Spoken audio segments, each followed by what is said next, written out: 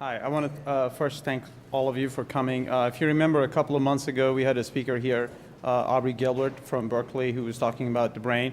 And after that talk, there was definitely a lot of interest here, and she put me in touch with one of her colleagues. So today we're really excited to have Bradley Wojtek here from Berkeley. He's finishing up his PhD in a few months, and he's also a neuroscientist. And he's going to talk to us a little bit more on the computational side of how they do, some of the work that they do. I'm not going to try to talk a lot about his research. I know he's going to do justice to it. And if you have questions, please try to use the mic so people in other locations can hear you, and also for the YouTube video. So with that, Bradley.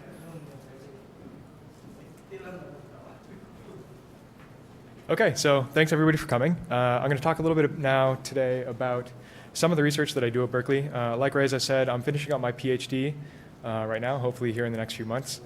And some of the research that we do at Berkeley, we do a lot of human research as well as lower level, like neurobiological type stuff, like I was mentioning before the talk started. So I'm in the Neuroscience Institute. There's no actual department at Berkeley for a PhD. There's a Neuroscience Institute. And the research that's being done kind of spans a wide range of different topics. So there are some people within the institute that are studying like ion channels within single cells and their structures. And then there are people doing some of the research that I'm doing, which is human level cognitive types of research. And we run into a lot of problems in the types of research that we do. So I'm hoping to sort of start a little bit of a dialogue here with people who are experienced in some of the issues that may help us in our research. But before that, I'm going to talk a little bit about my background, I guess. I initially, as an undergraduate, was studying physics at the University of Southern California. And I was a physics major for 2 years and worked in an ultra-low temperature physics lab very briefly. And after a little bit of time in that field, I realized that wasn't exactly what I wanted to be doing. College kind of happened, and I got more interested in the brain and brain function. And so I ended up switching majors my junior year to psychology, because at the time, USC didn't have a neuroscience or cognitive neuroscience type of degree. So in my junior year, I switched and started studying. I took a bunch of classes on AI programming, philosophy of mind, psychology, sort of a gamut of different topics. And I worked in a laboratory as an undergraduate. And as an undergraduate RA, one of my first projects was to code a bunch of data that they had. And it was all these old text files that they had acquired over the years, hundreds of these text files, and then I was supposed to type everything into an Excel spreadsheet from the text files. And I thought, okay, this is kind of ridiculous. And the guy that I was working for said, oh, this should take a couple of weeks. And I said, no. So I wrote a quick little C program, scraped all the data out of the text files, and dumped them into a spreadsheet. And it took like a day and a half, and I handed it to the guy, and I said, okay, I'm done.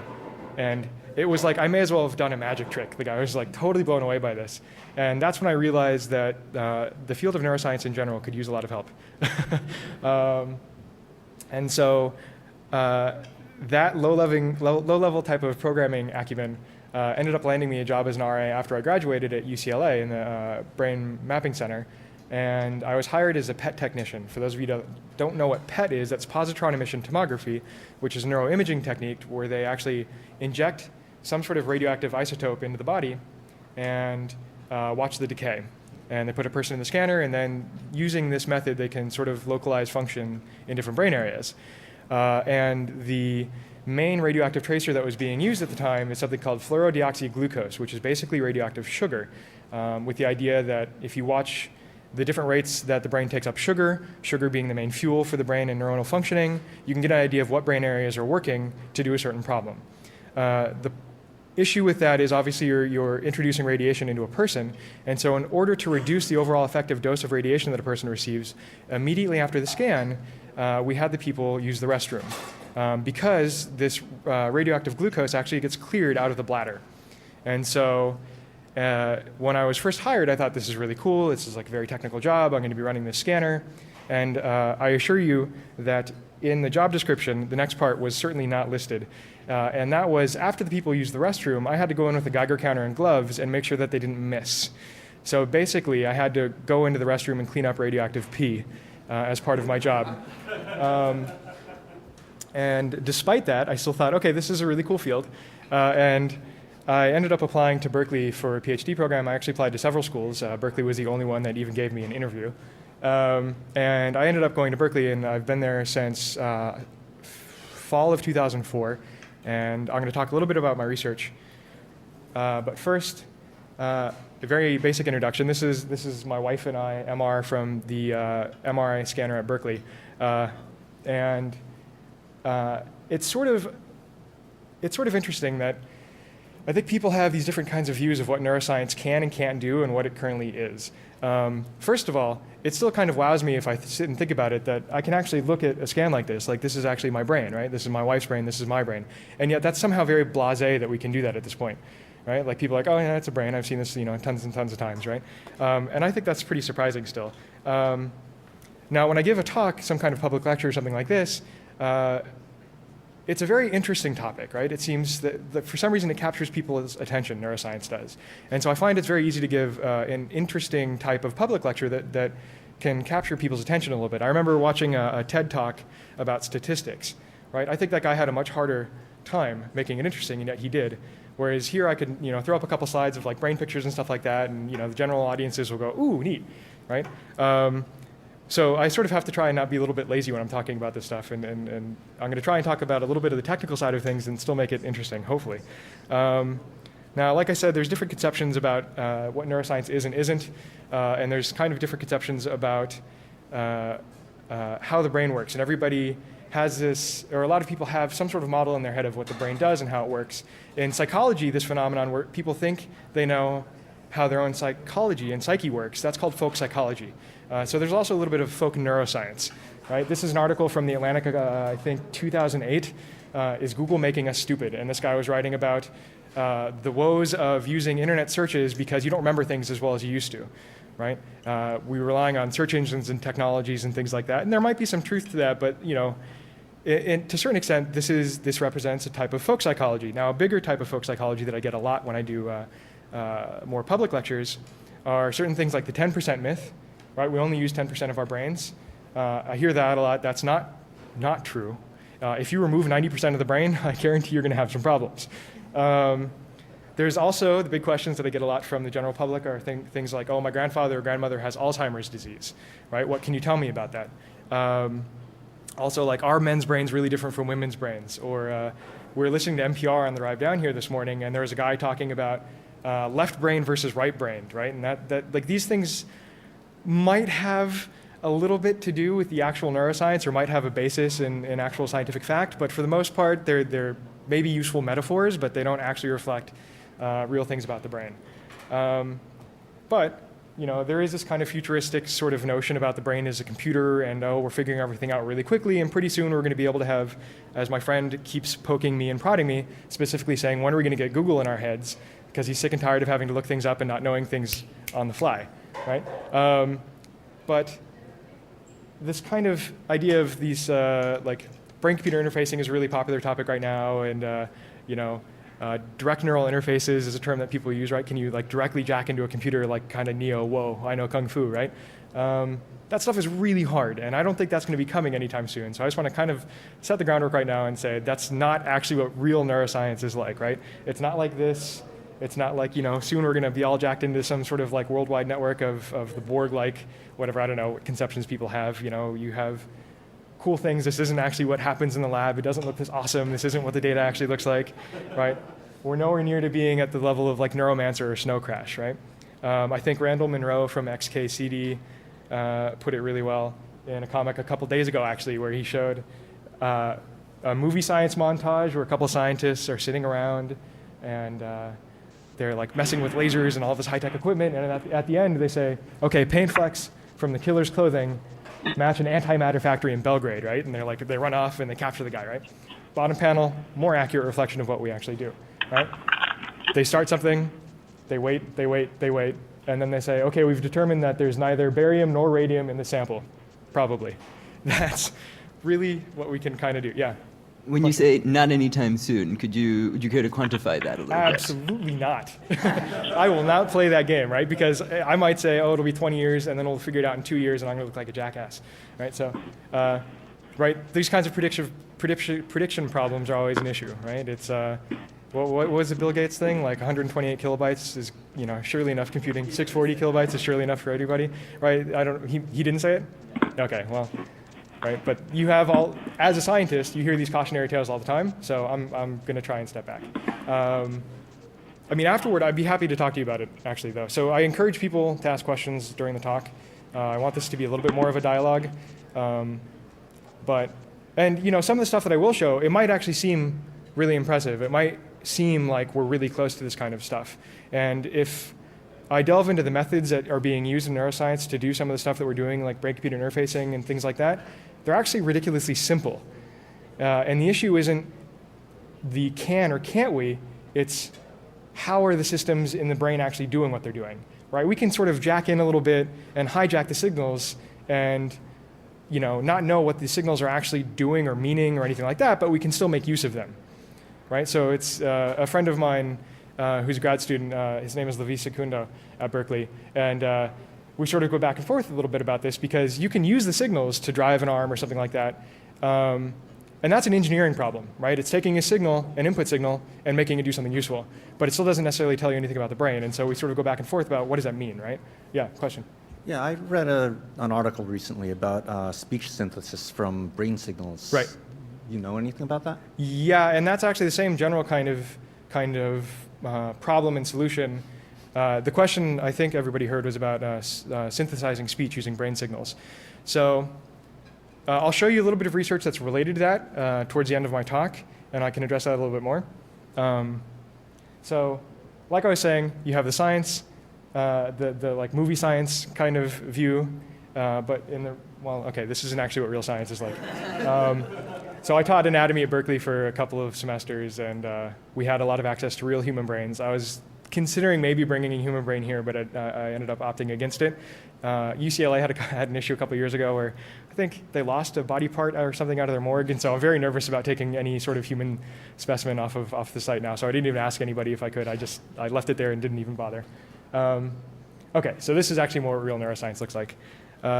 So I have in this picture on my head an EEG cap. This is recording 64 channels of my electroencephalogram, which is what EEG stands for. And all that is are the aggregate sum of the potential of hundreds of millions of neurons.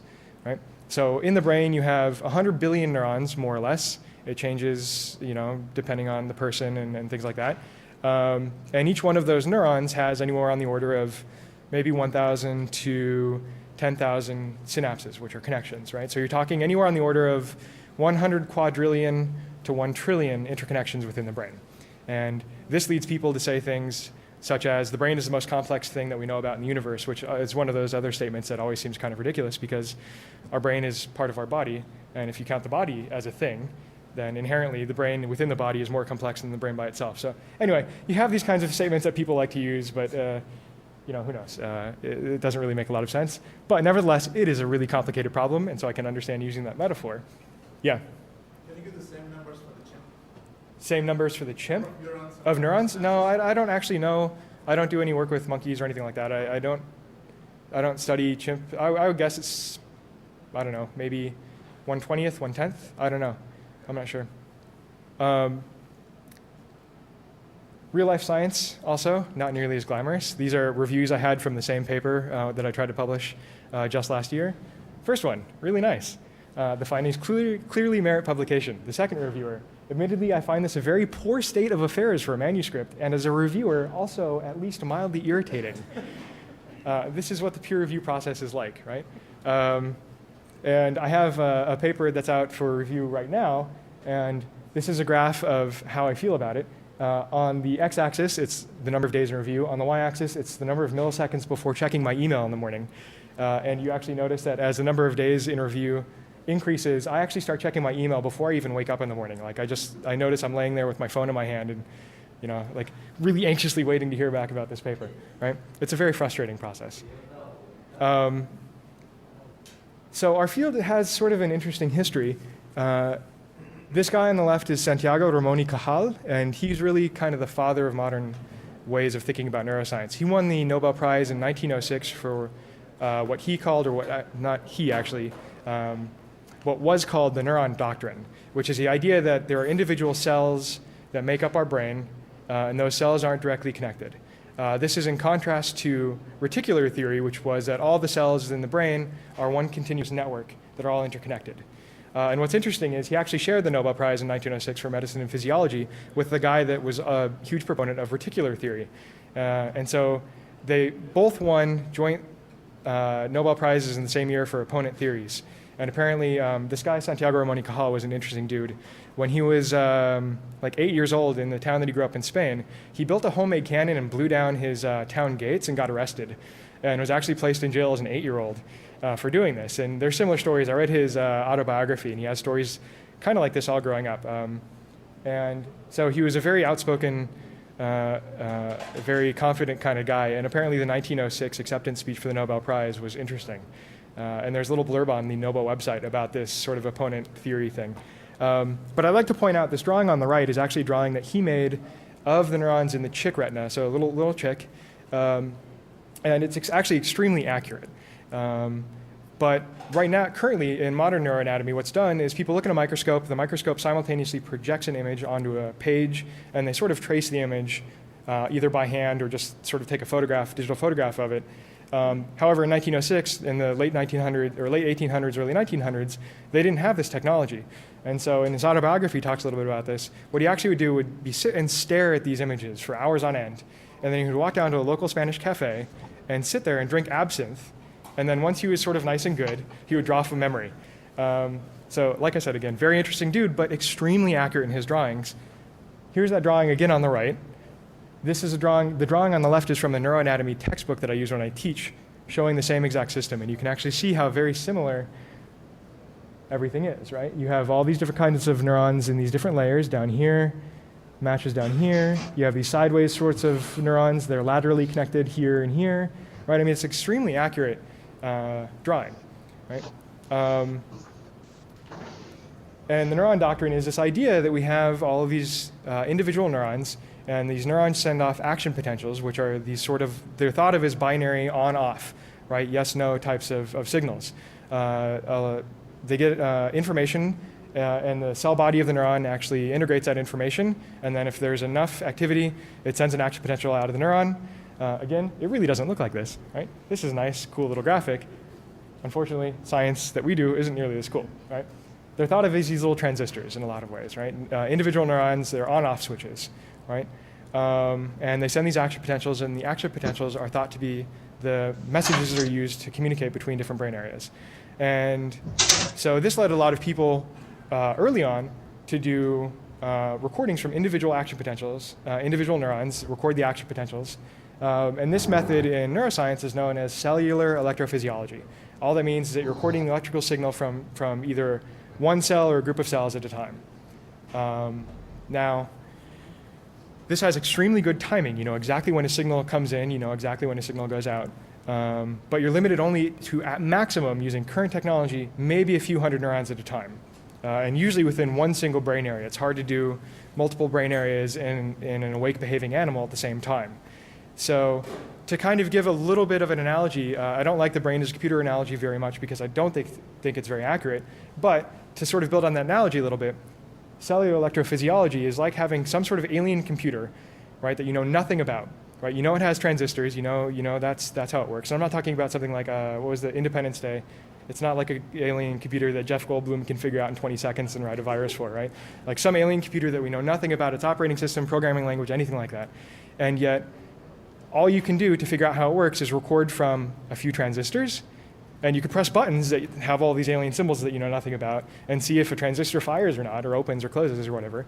That's it. That's like trying to figure out the brain doing single-cell neuroscience, right? It's really hard. Now, in contrast, one of the techniques that I use is macro-scale electrophysiology, in this case EEG, scalp EEG, recording electrical signals off the brain. I'm recording 64 channels off the brain. The skull, unfortunately, is opaque or semi-opaque to electrical signals. So the electrical signals coming off the brain hit the inside of the skull and smear out.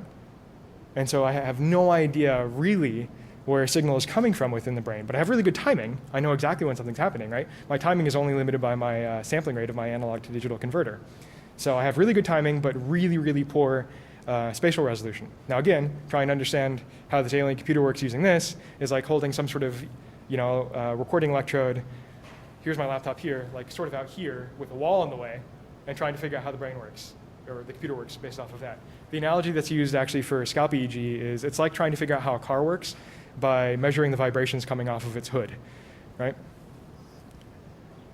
Actually, so speaking of scalp EEG, you can use these signals a little bit for something interesting. So I have a buddy of mine, Richard Warp, and a colleague down at UC San Diego in the Schwartz Center for Computational Neuroscience, UCSD, who are they're doing this really strange sort of, it's a concert where they're recording EEG from the sky at UCSD and transmitting the EEG signals to a computer bank in Huddersfield, UK, while my friend up here is conducting the music and the signals that are coming off of my friend's brain from San Francisco. And they're using that to play music in the UK. And they're actually doing it through Google Voice Chat. So my buddy in San Diego is hearing the conductor who's playing the music over Google Voice Chat in San Diego, and that's altering his brain rhythms, and then it's playing some sort of instruments in the UK. And it kind of works. It's interesting, if nothing else. Another method that's used, as a lot of people know about this in neuroscience and neuroimaging, is functional magnetic resonance imaging, or FMRI. And this is actually the magnet, an old magnet. This is the 4T, 4 Tesla scanner at Berkeley that's no longer in operation. They've closed it down. They now have a 3 Tesla scanner. Scanners are rated basically by the strength of the magnetic field, and that affects the quality of the signal that you get. And the image on the right is an image activation map in a group of people. So in fMRI analyses, you have really good spatial resolution. That's limited to maybe 2 or 3 millimeters on a side throughout the entire brain. But the temporal resolution is awful because fMRI is actually measuring blood flow. And so the brain activates a certain region and uses up a little bit more blood. And then a few seconds later, you get a rebound as more blood comes in to fill the missing blood need. This is a very low-level type of explanation. But this takes a few seconds. And so you know exactly where something is happening, but you have no idea when it happened, right? And again, using the alien computer analogy, this is like being able to you can really, really precisely measure the electrical flow throughout different components in the system, where they are, but you have no idea when it happened. It's like summing the electrical flow over a few seconds, right? And so you have horrible timing, but great spatial resolution. And so when you see these kinds of things in popular science, you see these kinds of images a lot on news and stuff like that, and you're like, well, this is, I don't know, the love area of the brain or something like that, right? Again, not really very informative, not nearly as informative as we'd hope. Now, the other issue with fMRI is, and EEG as well, is that you're averaging activity across many different repetitions of some sort of stimulus and across a group of people. And now in fMRI, if you want to compare one brain to another brain, what you have to do is everybody's brain is a different shape. So they actually spatially warp all of these brains to be the same shape and then average them together. So you're actually losing spatial information. So the power of fMRI, knowing where something is happening, is actually reduced because you have to average across people. There are some people at Berkeley, for instance, there was a paper a couple years ago where they had 2 graduate students did fMRI on themselves looking at different images. And they would do fMRI over and over and over again, show themselves all these different kinds of images, and use their individual brain anatomy and activation patterns in the different brain areas as a sort of statistical model to try and figure out what brain area is activated when you showed a brighter spot over here versus over here, or down here versus over here, right? And they did this so many times that they could build up a rough statistical model of the spatial distribution on the brain of activity when you saw different kinds of patterns in the visual space, and they use that to reconstruct what they were probably seeing, right? So you can do really good single subject analyses as long as you keep it in the native brain space, right? Like a person's actual brain shape. But most analyses are done averaging across people and warping individual brains to this template brain. Another thing that you can use these MRI scanners for is actually, this is diffusion tensor imaging. This is a scan of my brain at Berkeley, and it actually measures the flow of water through the brain. And so the brain is, like I said, connected by these neurons, and the neurons are connected to each other through these long, what are called axons, which are interconnecting fibers. And these axons constrain the flow of water in the brain, right, these long fibers. And so based upon these water constraints, you can actually build connectivity maps of what is connected to what within the brain. And this is called diffusion tensor imaging. In this image, the front of the brain is here, the back of the brain is here, and we're looking down from the top. And all of the green colored fibers are fibers that are moving from the front to the back. All of the red colored fibers are the ones moving from left to right, right to left, and all of the blue are moving in and out of the plane. So you can actually get these really cool connectivity maps. So if you want to know how strongly are two brain areas connected and use that as some sort of weighting, some sort of weight in determining connectivity, functional communication between brain areas, you can do that too.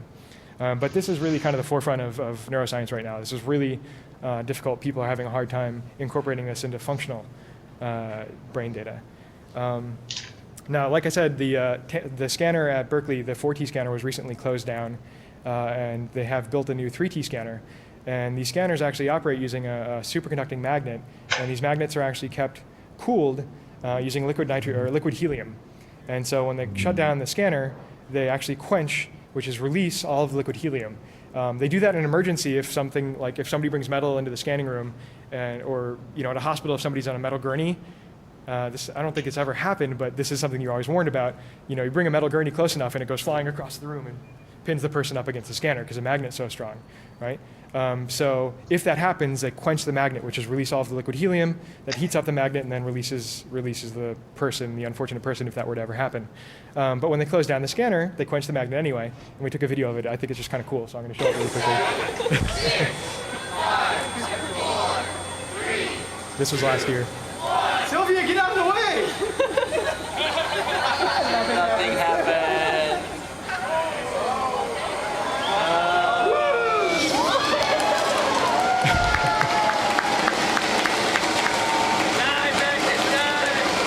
That was somebody yelling, "Die, magnet, die."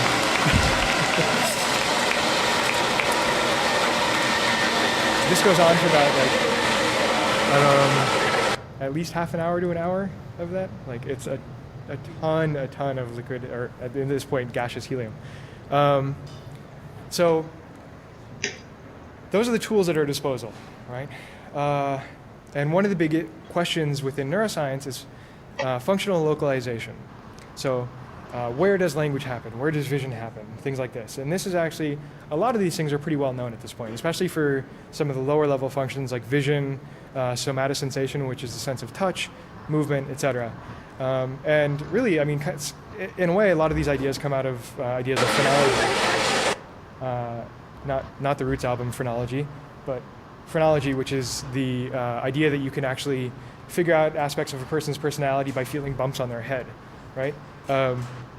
This has led a lot of people, or some people I should say, to refer to neuroimaging in general as a new phrenology, right? All you're doing is you're figuring out where does something happen in the brain, but knowing what is happening and where something is happening doesn't tell you how it's happening, right? It doesn't actually inform you of how the brain is doing these computations or how it's creating ideas of memory, like how do we maintain memory, how do we access memory to do behaviors, things like that. But we can, again, hijack some of these signals and use them for certain kinds of purposes. For example, vision works through the eyes, right? Obviously. You have signal coming in from the outside world into the eyes, and the eyes send these fibers back to the midbrain, which is the middle part of the brain, in one synapse back to the brain, and then from the middle part of the brain back to the primary visual cortex, which is an area in the back of the brain. If you cut any of those fibers, then you are blind because you're not getting the optical signal from your eye to the brain. If you destroy parts of the visual cortex in the back of the brain, the person will report that they were blind. If I hold up fingers and say, how many fingers are you holding up? They'll say, oh, I don't know. But if you put that person in a room, in a hallway, for example, full of obstacles, and ask the person to walk down the hallway, they will actually avoid all of the obstacles in the hallway and walk to the other end. And you say, why did you walk that way? And they say, what do you say? I walked down the hallway like you asked. So this is called, this is a neurological phenomenon. This occurs, it's thought to occur because damage to the primary visual cortex, the actual outer parts of the brain, damages your conscious awareness of the visual input that you're getting, but not the actual lower level communication between incoming vision and like movement and the body. So you can report that you're blind, but you won't actually, and you won't be able to read or anything like that, but you can still navigate a little bit around the world. Now, if you destroy the first relay in the middle part of the brain, where the vision first comes in out of the eyes, then you're blind. You're actually blind, you can't see anything. Neurons don't respond in different later parts of the brain to visual stimulus, right? You're cutting the relay out, if that makes sense. If you record from the middle part of the brain in an animal, for example, and again, use the recordings and the firing properties of individual neurons to different kinds of visual stimuli in the world around them, you can actually use those recordings to then reconstruct a rough guess of what the animal was looking at. And there was actually research at Berkeley that did this a couple of years ago. And so what you're actually seeing is on the right side here, you're going to see a video that an animal is seeing. And on the left side is the researchers' reconstruction of what they guessed the animal was seeing based upon the firing properties of the groups of neurons that they were recording from. So it starts off, not a whole lot happening. Kind of see some similarities. And you can see a guy sort of come in and out of view here. Right? It's really rough, it's black and white, it's getting general shapes and things like that, and sort of picking up a little bit of motion and shading. But if you think about it, this is kind of really impressive. We don't know how the brain is decoding this information, right? We don't know how we have this conscious sort of perception of vision in the world around us, but we can still get some useful in certain senses information out of these different neurons, right? And this is the sci-fi type level stuff, right? Where you think about like being able to take a picture of the world around you or something like that just by having an electrode implanted in your head and like blinking or something, who knows, right? Yeah. So could you tell what is the resolution in brain by, let's say, counting how many cells are there?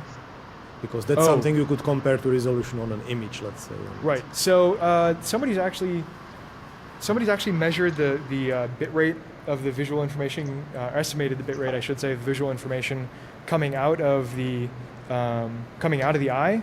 And you can start doing some analyses and discussions like that, but there's a problem with that. And actually, the next slide will sort of get to the heart of that. So for every axon, for every fiber you have coming out of the eye, and coming out of this middle part of the brain and connecting to the actual cortex of the brain sends 10 fibers back to the lower level visual areas.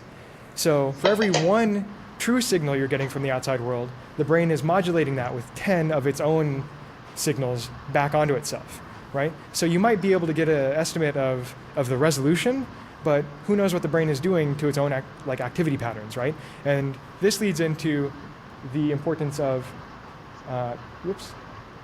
context. This is kind of like a mini Rorschach test here. Can anybody tell me what the image is on the left, the black spot? Any guesses as to what that might be? Loch Ness Monster. What is it? UFO. Right? You can't really get any kind of idea of what it is. What about now? What is it? It's a car? It's a tank? Why do you say it's a car? Right? Somehow, by accessing your memory, you can take a noisy visual system, very blurry, such as the one that you're seeing in the background here, and you can interpolate that this is probably a building and probably a street, and therefore this is probably a car. Okay, I'm supposed to ask the folks at the video conference to mute their microphone, if possible? Okay. Anyway, so you can take the same image, rotate it. What is it now? It's a person. You have a lower level, the little lower level visual image, the black image here, hasn't changed, right? The raw input is roughly the same, I've just rotated it, right? And this isn't just important for vision, this is also important for different senses and different modalities. So I'm going to play a really grating sound right now, but try and pay attention to what is being said. She writes to her brother every day. Who thinks that they understand what that sentence was? This is a heavily filtered sentence, by the way, and this is actually from a research paper at Berkeley from Frederick Tunison's lab. This is pretty nice. Yeah. What do you think? She writes to her mother every day. Awesome. He got it. Very few people get it, and statistically, 1 or 2 people in a room of this size will probably get it. A few people probably will understand about 1 or 2 words, though. Most people will probably understand about 1 or 2 words. I'm going to play the same sentence now, unfiltered. She writes to her brother every day. Close enough. Okay, now you've heard it once. You know what the actual answer is? Listen to the sentence again. She writes to her brother every day. You can't unhear it now. So when I was first doing this, we were taking all these sentences and we were heavily filtering them in all these different frequency bands. Actually, we were filtering them in what was called the modulation spectrum, trying to figure out what parts of this modulation spectrum are important for speech comprehension. And I was filtering all of these sentences and everything, and I was like, I can't, they're all okay. Like, I understand all of them. That's so weird. So I'm gonna demonstrate it one more time with a new sentence, The two children are laughing. right? The two children are laughing. It's been removed of so much information to the point where, and I can actually do it even more and remove it even more and remove it even more. And it's amazing how well you can still understand this sentence despite the paucity of information in it, because you have all of this memory information that's sort of bolstering and feeding on top of the actual low-level sensory information. Yeah. So I'm just curious if it would work also the other way. If you tell us the sentence and then play something modulated what is not that sentence, would people still think that that's what they hear?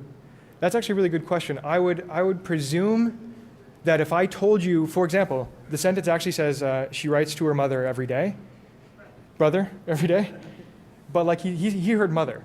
If I said she writes to her mother every day, if it's close enough, you probably would never be able to figure it out, right? Because at that point, the sounds are so similar, and the sentence, like the word mother and brother, even though the phoneme for m and b are very different, if I remove most of that information content, I'm still using my understanding of English grammar and syntax and just experience with individual words, and I know that a word of a certain length, like mother and brother, they're very close to the same length, right? They take almost the same amount of time to say, and if I remove a lot of the information in individual phonemes, I wouldn't be able to maybe differentiate them in this context if I filter them, right?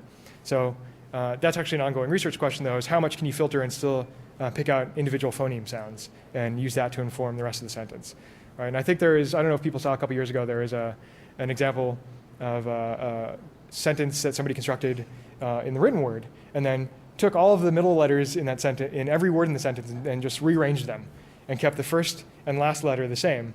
And you can easily read it, right? And so apparently when you're reading, once you become an experienced reader, you're not really reading, you don't sound words out anymore when you're reading. You actually sort of pick out whole words at a time and match the word sort of length and beginning and end to an internal template. And you're very good at this, right? So it's more of a template matching rather than sounding everything out and looking at the individual phonemes, which are individual like letter and sounds, right? You're removing information. If you define filter, you give the unfiltered. So in this case, actually, the filter that we're using is also getting rid of phase information. But you can, so we're actually scrambling some of the information that's there and then filtering. So it's, I don't remember the actual algorithm. It's been about 5 years since I worked on this algorithm in this case, but you can, I'm sure, do it and actually remove. It's actually a good question. I don't know. Well, can we talk about it after? Because, yeah. So again, going back to this idea of functional localization, a lot of people may have seen this. I think Aubrey probably talked about this case before. This is a very famous case in neuroscience, Phineas Gage. Poor guy was working at he was a foreman for a railroad company, and they were blowing out a big rock face to make room for the railroad or something like that at the time. And one of the sections of dynamite that they had drilled a hole, packed it with TNT, and then they were going to blow it up. It didn't explode, so we went in with a large tamping iron and went to tamp the dynamite down a little bit more, and it blew and it shot the tamping iron right through his head. And the guy actually, this is in the 1850s, 60s, actually amazingly survived this. And afterward, the guy was like a family man. He was a foreman at this company, very well respected in his community, et cetera. Afterward, he became kind of a drunk. He totally changed, his personality wildly changed, became a very different seeming person. And this is really one of the first cases that started making people think that, oh, you know, maybe these different brain areas are actually playing different roles in behavior. And another classic case in neuroscience is this case from Broca. This is back in the 1860s, and this guy was trying to disprove the idea of functional localization. And he had this patient that had come in, and the patient was aphasic, which means that they aren't really putting together words in any kind of meaningful way. And this patient was referred to in the literature as patient tan, because apparently one of the few things that you could say reliably is the word tan in the literature. It actually turns out that the guy also was able to curse pretty well, but apparently having a scientific paper talking about patient ass isn't very, very well thought of. So, or I guess in the 1850s, it might have been like patient rapscallion or scoundrel or something. But anyway, so the guy had this issue of being able to put language sounds together, speech sounds together. And so I'm actually gonna, I'm running out of time here, so I'm gonna skip a few slides.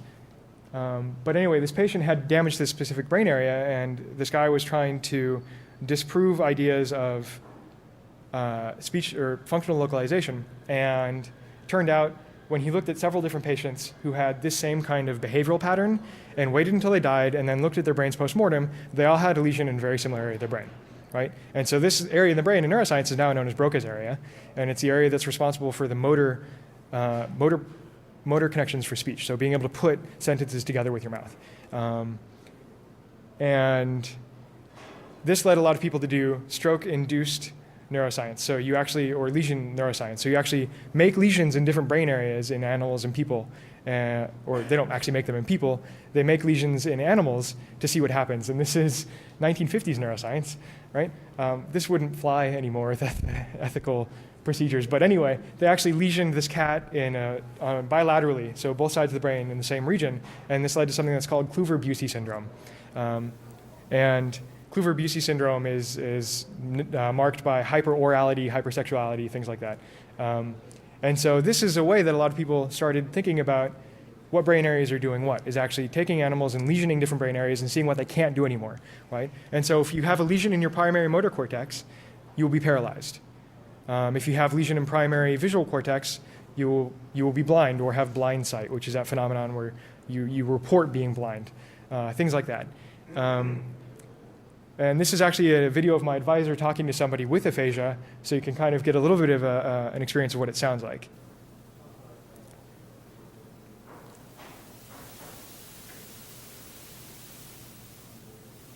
Or not at all. What happened to the sound? Anyway, okay, well, I'll skip it. That's interesting.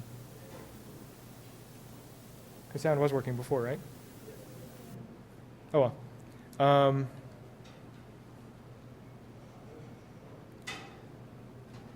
So this idea of using brain lesions to discover certain aspects about brain function has been used a lot in neuroscience. And I actually do research with stroke patients who've had brain damage because of very specific types of stroke.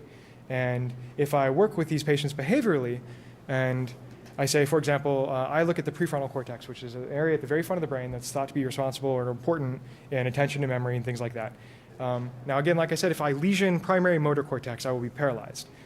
If I lesion prefrontal cortex, or if a patient rather has a lesion in prefrontal cortex, they will have attention problems and memory problems, but it's not like they can't pay attention to things anymore. It's not like they don't have memory anymore, right? So it's not exactly one-to-one mapping, right? These higher level cognitive functions aren't as cleanly distributed.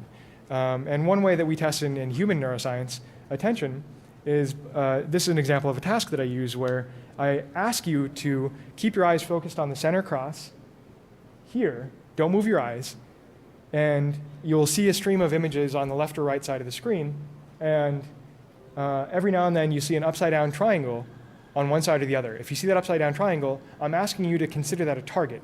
Press a button when you see that upside down triangle, only if it's on this side of the visual field, not if it's over here. And we actually take advantage of the anatomy of how the visual system is set up. So if you see an image on the right visual field over here, that actually goes back to the left side of the brain. And if you see an image on the left over here, that goes back to the right side of the brain. And so if I look at somebody, and this is actually a paper that was published back in 2000 out of our lab that really prompted me to join the lab that I was in. If you look at a normal, healthy, controlled brain, and I'm using scalp EEG, and I present a triangle to this side of visual space, you'll see activation within 100 milliseconds and the back side of the brain on the opposite side. This reflects incoming information from the visual field being processed by the brain on the opposite side. However, if I look at somebody that has a brain lesion on that same side in the front, then this increase in visual activity in the back of the brain actually disappears. And this is known as a top-down attention deficit.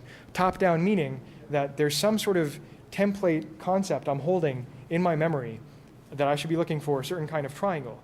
Right? Now I have to remember, okay, this is the triangle that I'm looking for. Wait for it, wait for it, wait for it, wait for it. Aha! Once I see that triangle, then the signal's enhanced in the visual cortex in the back of the brain. However, if I have brain damage on that side, then the signal enhancement goes away, right? But what I found interesting about this paper was that people were still able to do it. Even with these brain lesions, they were still able to actually perform the task. They didn't do as well as normal healthy people, but still well above chance, right? And so one of the areas of research that I actually specifically focus on is how are people who have this kind of brain damage still doing as well as they do, right? And there's this idea of recovery or compensation. So if I have damage to the front of the cortex here, then maybe the side over here is actually picking up the slack or assisting the damaged cortex. And so one of the studies that's currently getting rejected at various journals that I'm trying to publish right now is exactly looking at this effect. So if I take somebody with a brain lesion here and present a stimulus over here and compare them to a normal control, this is the distribution of activity in patients compared to controls. You'll see that blue is more negative, so there's less activity in patients than controls on that same side, right? However, if I present a stimulus to the bad side, right, remember it crosses, to the brain, I actually get an increase in activity in the good side of the brain.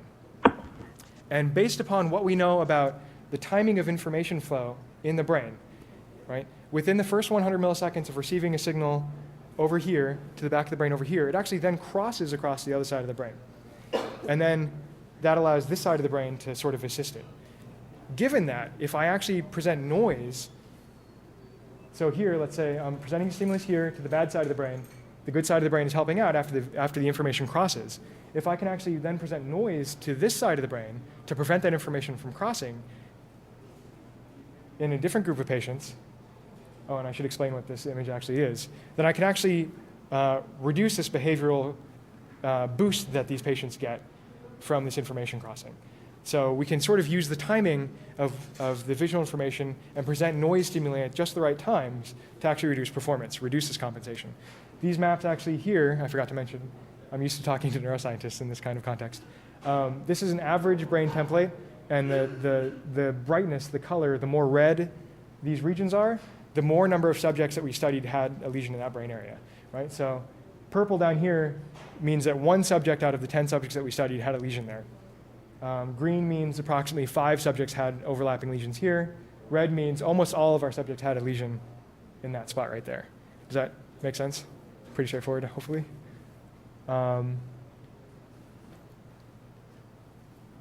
Okay, so I'm actually going to do a little bit of a warning here and talk about the last kind of bit of research that we're running out of time, which is intracranial recordings from humans who have undergone brain surgery. So like I said, the signal quality on the scalp, not very good, but if we can implant electrodes within the head, then we know very well where a signal's coming from. So I'm actually going to show a graphic image here in a video in a second of this kind of brain surgeries where we do some of these recordings. So look away here for a minute. I'll let you know when you can look back if you don't want to look at this. But this is what it looks like in the operating room. These are pictures that we took during the operation. This big mounted device here on the right is actually mounted, it's called a stereotaxic mount, to keep everything still so you can put the electrodes in the exact right locations. And these little numbers are actually numbers that the neurosurgeon places directly on the cortex. So these people are having surgery because of intractable epilepsy, which means that they have a lot of neuronal firing that's abnormal, and they're going into seizure a lot. And nothing is really helping them. So they go in, have brain surgery to remove the abnormal firing areas. And in order to figure out exactly where the bad tissue is, the surgeon actually has to go in and figure out what different brain areas are spiking, showing this abnormal activity. But to ensure that they're not cutting out brain areas important for language and movement, they have to also do brain mapping. So they use a little stimulator during the operation and stimulate different brain areas while the person is awake undergoing surgery. And the person will be sitting there talking, and if you stimulate an area that's important for speech, then they might repeat a word. So if I'm reading a sentence and suddenly during stimulation, the surgeon marks that area of the brain directly with a little piece of paper. Now, if you're paying attention, these people are undergoing brain surgery because of abnormal neuronal firing. The surgeon is going in and electrically stimulating different brain areas. This can actually cause a seizure during the operation. If that happens, the surgeon reaches over and grabs a little bottle of ice water, ice saline actually, and squirts the cold saline directly on the brain. Because if you cool neurons down, they fire less effectively. So this is the same neurosurgical technique that's been used for about the last 50 to 60 years. This hasn't changed. Person's lying there awake for about 45 minutes performing a task while a surgeon is electrically stimulating their brain. And sometimes the electrodes are placed within the brain for about a week, so the person kind of gets sewed back up a little bit, they have these electrodes implanted, and then they're sitting in a hospital room. And while they're sitting in the hospital room with all these electrodes implanted for the week, waiting for them to have seizures, the surgeon is waiting for them to have seizures so they can see exactly where it's coming from. We go in and we talk to the patients and we say, hey, you know, we're doing this research, do you want to help us out? And so, sorry. I'm going to show a video again, sorry, very bloody. I'm going to show a video of the actual OR, and you'll see actually the brain pulsing in the video. Train. The brain is pulsing because it gets 20% of the output of the blood from the heart. So it gets so much blood it actually pulses inside the head. And this is actually using electrodes. Every dot here represents an electrode on the brain. We can use these electrodes to actually map activity flow across different brain areas. So you'll see the person right here is hearing a word at 172 milliseconds after the word comes on. And you can see activity. My cursor's not working. Right here, red represents a lot of activity. Right in the speech comprehension area. And they're hearing a word, and their task is to think of a verb that goes along with the noun. So if I say ball, you might say kick, something like that, right? Chair, sit, something like that. So you hear a word, then you have to process the word, and then you have to speak. And so you see activity early on. Now here they're processing, the front part of the brain is thinking about a verb that goes along with it. Now they're just about to respond, and now you'll see all these electrodes in the middle part of the brain here turning red. That's the motor cortex as the person is making sending out the motor command to make the mouth move. And then you actually see the same brain areas in the back activate again because the person is hearing themselves speak the word that they just said, right? So we can actually track information flow across the brain.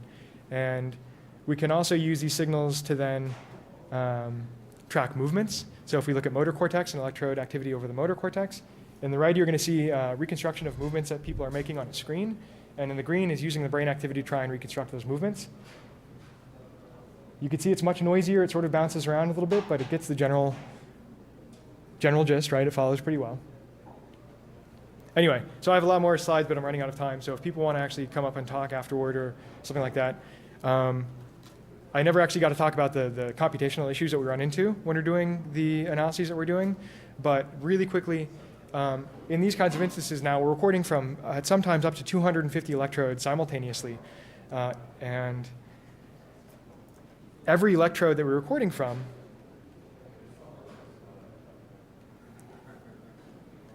we can decompose into like 50 to 100 different frequency bands of interest. And each frequency, we might record for like half an hour of data, so we'll have like 1,800 seconds of data.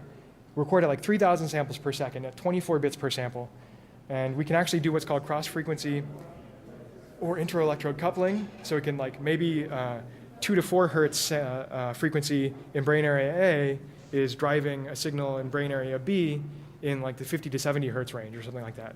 So there's all these different permutations and computational properties and combinations that we can't get at, right? Like we have to really limit the kinds of research that we can do because we just don't have the processing power. And really all of this just equals big head explosion. It's just a really annoying and frustrating problem. Anyway, so if you want to talk a little bit more about this afterward, I'd be really happy to and answer your question a little bit more as well, and your question. But before I stop talking, I want to thank my wife, Jessica. And she's been really helpful with helping out some of these problems and ideas, as well as my advisor, Dr. Knight. And he's a neurologist at UC Berkeley. And a lot of my collaborators, Ryan Kanolte, Maya Kano, Roby Duncan, Adine Flinker, Josh Hoffman, Levi Segundo, Amitai Shenhav, Avgusta Shestuk, and NIH funding agencies. Anyway, thanks.